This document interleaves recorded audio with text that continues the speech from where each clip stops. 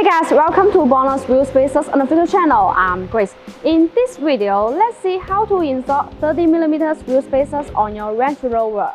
Let's go.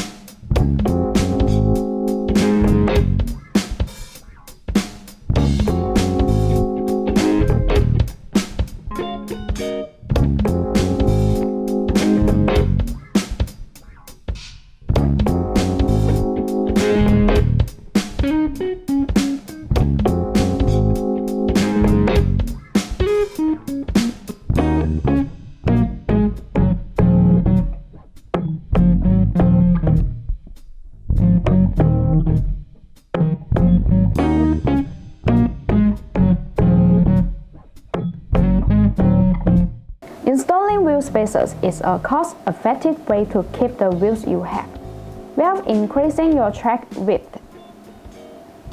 The special design of this BONOSS FT cooling wheel spacer is the petal-shaped groove on the back, because the rotation of the spacer makes the external cold airflow efficiency continuously inside the spacer. This technique maintains the brakes at normal temperature to ensure wheel spacers' safety and driving security.